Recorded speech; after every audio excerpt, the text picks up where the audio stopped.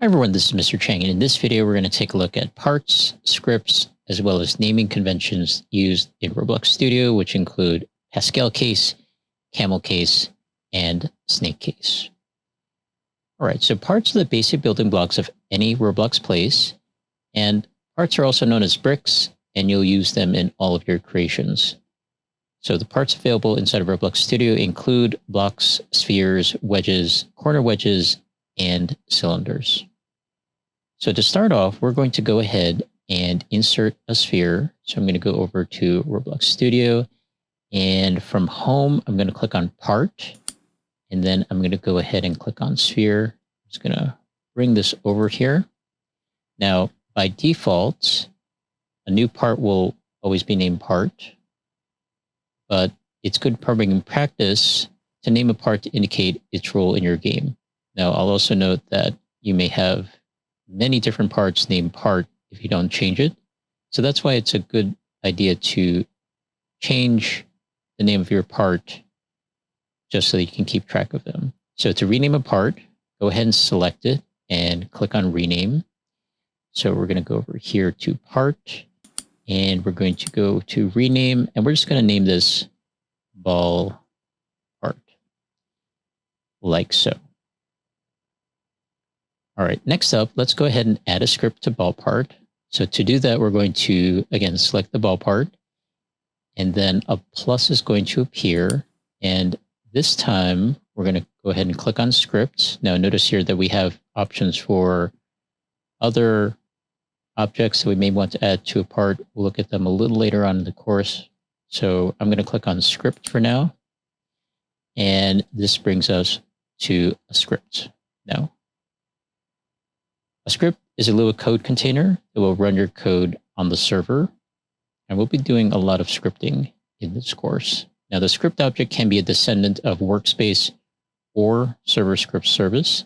If you recall from previous lessons, we looked at the object hierarchy. So we have parent-child relationships throughout our game. And in this particular case, we have our script coming from workspace. And then underneath workspace, we have part. And then we added a script to part. So again, workspace here is the parent of the part, which is the child. And then we have our script, which is the child. And the parent is part. All right, now, every script contains the classic greeting, hello world. And so if you look over here, we've got hello world. And you will also notice that we went from home and then we went to scripts. Now, our ribbon here has slightly different options, all of which are pertinent to our script here. And I'm going to go ahead and click on play. Now, play is going to run your entire game. And notice down here on the bottom left-hand corner, we have the output of our script, which in this case is hello world.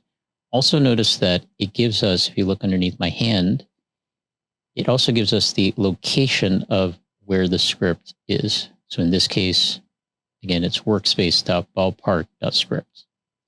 Now, if we mouse over on this side, we have script, which again is the name of our script, as well as where this line of code is coming from. So we have a :1 over here. It's kind of a handy feature. Now I'm going to click on stop here, and I'm going to show you another way to run your code. So another way to do this is if you just want to run your script, you could select from the down arrow, you can click on run. And again, this works in almost the same way because this is only running our one script. If you were to click on play and let's say you had multiple scripts, it would run all the scripts there. Again, the output here is the same. We've got hello world and we have scripts. All right, now let's take a look at naming conventions. So in computer programming, a naming convention is a set of rules for choosing the case-sensitive names of identifiers such as objects, variables, functions, and properties. Programmers use naming conventions for consistency in reading, writing, and ultimately understanding someone else's source code. Now, the advantage of conforming to naming conventions is that you'll get a sense of what the programmer is doing just by reading their code. Now, different programming languages have different naming conventions. So if we look over here at Wikipedia for a second, notice when I scroll down here, all these other different programming languages here, each one of which has its own naming convention. All right, so let's take a look though at the naming conventions used in Roblox Studio. So in Roblox Studio, we have 3 different naming conventions used in different ways. We've got Pascal case, we've got Camel case, and we also have snake case. Now, Pascal case is a naming convention where the first letter of each compound word is capitalized. So, for example, Pascal case is used for part names, objects, classes, fields, and properties. Now, if we were to look at the Explorer, we would see Pascal case used throughout. So, for example, all of these objects under workspace, we've got small location, we've got material service, we've got replicated first, we've got replicated storage. We've got these 2 words here, and each letter of the word of each word is capitalized.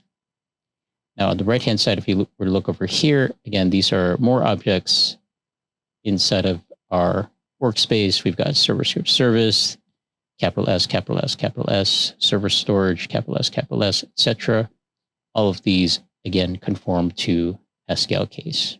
Now, similar to Pascal case, we have Camel case. So Camel case is also a naming convention where the first letter of each compound word is capitalized, but we're going to use a very specific version of Camel case. We're going to use lower Camel case, which means that we're going to start with a lowercase letter, and the first letter of the subsequent words will be capitalized. So in Roblox Studio, we use lower Camel case for function names and variable names.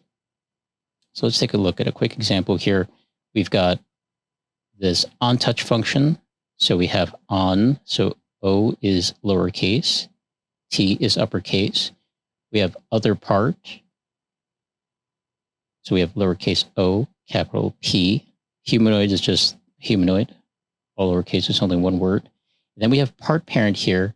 So we have lowercase p and then uppercase P. All right. Now the last naming convention that we're going to look at is snake case. So snake case adds the underscore character between words, and that's why it's called snake case. Snake case is used in combination with constant variables. And the naming convention for constant variables is to have all of the characters in capital letters. So for example, here we've got reset seconds. So again, we have 2 words here, reset and seconds. In between, we've got underscore. And again, all of the characters here are uppercase. We have max value. So max underscore value. And then we've got min value, min underscore value. All right. I hope that helps, and I'll see you in the next video.